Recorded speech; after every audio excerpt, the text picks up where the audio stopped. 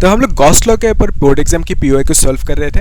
आज हम लोग जो क्वेश्चन सॉल्व करेंगे ये पूछा गया था 2024 में। इंपॉर्टेंट क्वेश्चन है, इसमें जो कॉन्सेप्ट है that is very very important, आप लोग अच्छे से देखना। ओके, क्या पूछा इस क्वेश्चन में, electric field E in a region is given by E is equal to, so electric field का वैल्यू कितना दे के रखा, दैट इज 5x², फिर यहाँ पे +2 और यहाँ पे आई कैप देकर रखा। ठीक है, आई कैप मतलब क्या है, इलेक्ट्रिक फील्ड की डायरेक्शन एक्स एक्सिस की तरफ है। ठीक है, तो यानी आप बोल सकते हो इलेक्ट्रिक फील्ड की डायरेक्शन ये है एक्स एक्सिस की तरफ।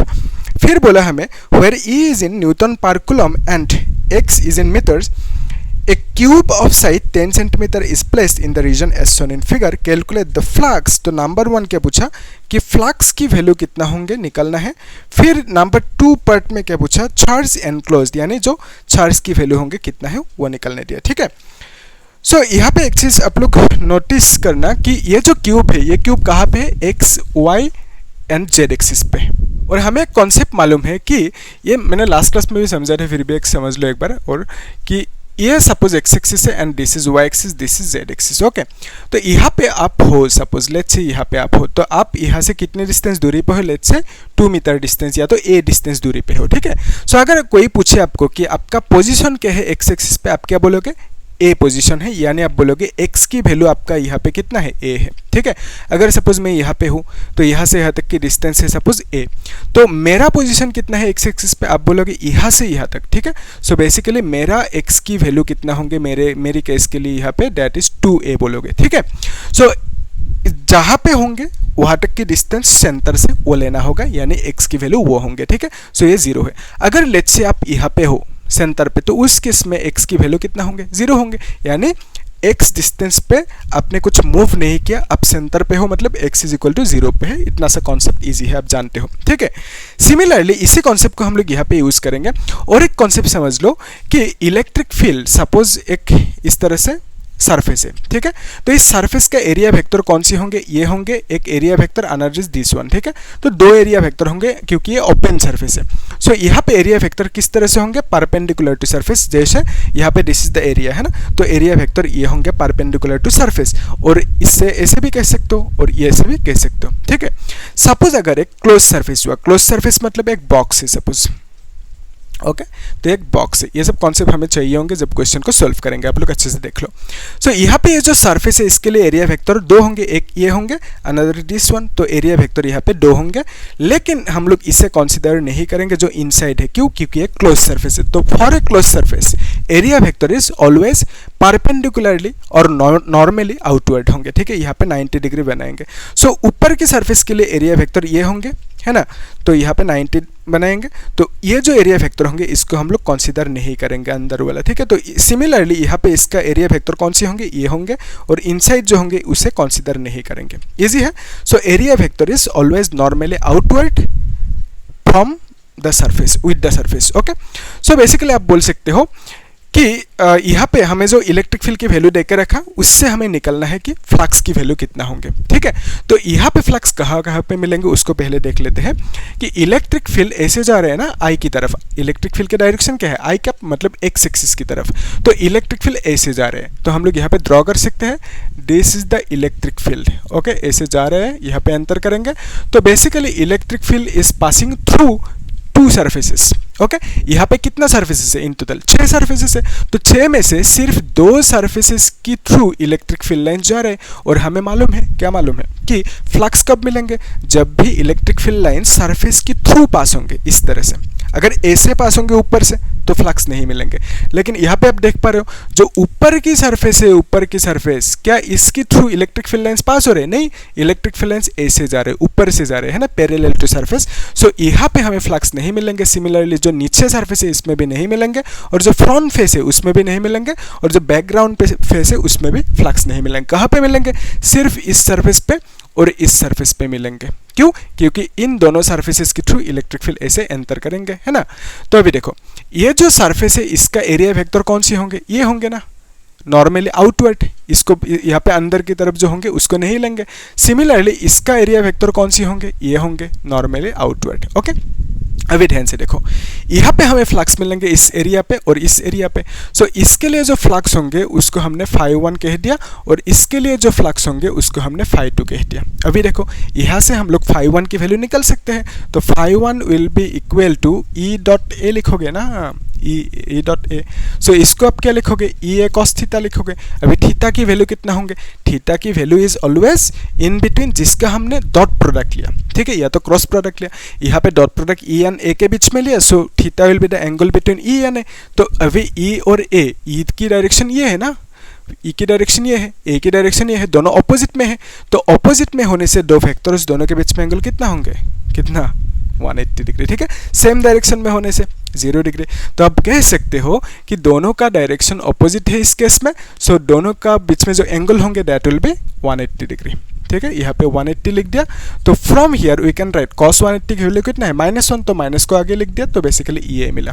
अभी देखो ये जो साइड है ये तो स्क्वायर है, क्यूब है, तो इसका साइड सेम होंगे ना। अगर ये ए होंगे, ये भी ए होंगे, ये भी ए होंगे, ये भी ए होंगे, तो इसका एरिया कितना होंगे, that will be a into a यानी ए स्क्वायर, ठीक है। सो इसका एरिया मिला ए स्क्वायर, तो यहाँ पे एरिया की जगह पे हम लोग ए स्क्वायर लिखेंगे। और ये जो माइनस ई का वैल्यू कितना लिखेंगे, कितना लिख देते हैं, तो यहाँ पे लिखेंगे 5x² + 2। अगर कॉन्सेप्ट समझ लिया एक बार, इजी है आपके लिए क्वेश्चन, ठीक है, तो कॉन्सेप्ट पे फोकस करना। तो यहाँ पे हम लिखेंगे दिस इज ए स्क्वायर, है ना। अभी देखो माइनस यहाँ पे 5 है, x मतलब क्या है, x मतलब इस सरफेस की पोजीशन कहाँ पे, x एक्सिस पे कितना है, ये सरफेस कहाँ पे है, अभी 0 पे है, तो यानी आप बोलोगे इस सरफेस के लिए x की वैल्यू इज 0, ठीक है, जस्ट लाइक हमने यहाँ पे देखा था। ओके, तो यहाँ पे x की वैल्यू हम क्या लिखेंगे, 0 लिखेंगे, ठीक है, x की वैल्यू हम 0 लिखेंगे। सो बेसिकली 0² प्लस यहाँ पे 2, फिर यहाँ पे ए को अभी ए रखते हैं, बाद में 10 जो सेंटीमीटर इसको मीटर पे कन्वर्ट करके बिठाएंगे बाद में, ठीक है। सो यहाँ से हम लिख सकते हैं this is minus plus minus then 2a² हम लोग लिख सकते हैं। सो φ1 की वैल्यू कितना है, इतना सा है। अभी हम लोग φ2 का वैल्यू निकाल लेते हैं, है ना। सो φ2 का वैल्यू कितना मिलेंगे हमें, φ2 will be equal to E A cos theta, है कि नहीं, यस। तो थीटा कितना होंगे, अभी theta is the angle between E and A, okay. So E का डायरेक्शन ये है, ए का डायरेक्शन सेम है विथ ई, सो हम बोलेंगे दोनों की डायरेक्शन सेम है, बिकॉज ऑफ दैट दोनों के बीच में एंगल कितना होंगे, 0 डिग्री होंगे, ठीक है। तो यहाँ पे हम लोग 0 लिखेंगे, सिंपल। तो यहाँ पे ई का वैल्यू कितना लिखेंगे, ई का वैल्यू लिखेंगे जो हमें देकर रखा that is this much 5x², okay, 5x², फिर यहाँ पे +2, फिर यहाँ पे ए का वैल्यू कितना लिखेंगे, ए मतलब अभी ए एरिया जो है ना, ए दैट इज इसका एरिया, ए स्क्वायर हम लोग लिख सकते हैं। सो यहाँ पे एरिया की वैल्यू हम लोग ए स्क्वायर लिखते हैं, cos 0 की वैल्यू कितना होंगे, that is 1, cos 0 is 1। So from here we can say कि ये जो 5 है और यहाँ पे जो x है, x मतलब क्या, ये जो है एरिया इसका पोजीशन x एक्सिस पे कितना है, दैट इज हम बोलेंगे यहाँ से यहाँ तक a है ना, सो यहाँ से यहाँ तक भी a होंगे। सो इसके लिए जो पोजीशन होंगे x का वैल्यू होंगे दैट इज आप बोलोगे a है। क्लियर है, इजी, यहाँ पे हमें देखा था, ओके।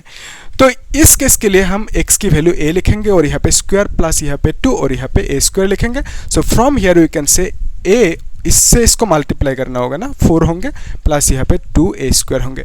सो ये वैल्यू है किसका, φ2 यानी फ्लक्स सेकेंड सरफेस के लिए, ओके।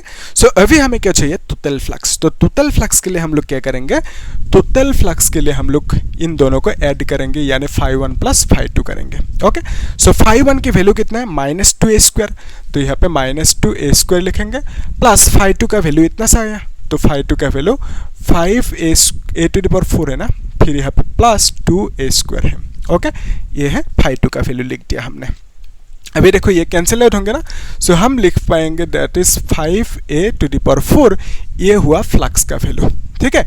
सो अभी a का वैल्यू कितना है, a is nothing but 10 centimetre है ना, इसको मीटर में लिखना होगा, हमें मालूम है, देखो 1 सेंटीमीटर इक्वल टू 10⁻² मीटर, ये आपको मालूम है। सो यहाँ से आप लिखोगे 10 सेंटीमीटर इंटू 10 इंटू 10⁻² मीटर लिखोगे। सो अगर डेसिमल को एडजस्ट करोगे 0 को, तो we can write 10⁻⁻1 metre. So a का वैल्यू कितना है मीटर पे, 10⁻⁻1 मीटर, ठीक है। सो यहाँ पे a का वैल्यू हम बिठाएंगे 10⁻⁻1 मीटर, ठीक है, और यहाँ पे 4 है ऊपर। So from here we can write 5 into 10⁻⁻4, और फ्लक्स है नहीं है, तो फ्लक्स का यूनिट क्या होंगे, न्यूटन कूलम इनवर्स, फिर यहाँ पे मीटर स्क्वायर, ओके। तो अभी देखो एक चीज़, फ्लक्स की यूनिट मुझे ऐसे कैसे याद है है ना, मैं तो रट्टा नहीं मारा, तो कैसे मैं आपको भी दिखा देता हूँ। एक्चुअली जो फोर्स का फॉर्मूला है that is F is equal to Q, ये मिला था फॉर्मूला हमें, इसके ऊपर हमने न्यूमेरिकल भी बोर्ड के पीओआई के सब कुछ सॉल्व किया, JEE के पीओआई के भी सॉल्व किया, प्लेलिस्ट में है सीरियली सिस्टमेटिकली, आप लोग देखना उसे, ठीक है। सो ये है फोर्स की फॉर्मूला। अभी देखो फ्लक्स की, यहाँ से हम लोग लिख सकते हैं कि जो E है इलेक्ट्रिक फील्ड है उसको F/Q लिख सकते हैं, फोर्स का यूनिट न्यूटन है, चार्ज का यूनिट कूलम है। अभी फ्लक्स इज इक्वल टू हम लिख सकते हैं EA, है ना, तो इलेक्ट्रिक फील्ड का यूनिट न्यूटन कूलम लिख सकते हैं, फिर यहाँ पे एरिया का मीटर स्क्वायर, तो बेसिकली फ्लक्स को हम लोग newton coulomb inverse metre square भी लिख सकते हैं, ठीक है, इजी है। ओके, सो हमने फ्लक्स की यूनिट इतना सा लिख दिया और फ्लक्स का वैल्यू पूछा था, हमें इतना सा मिल गया।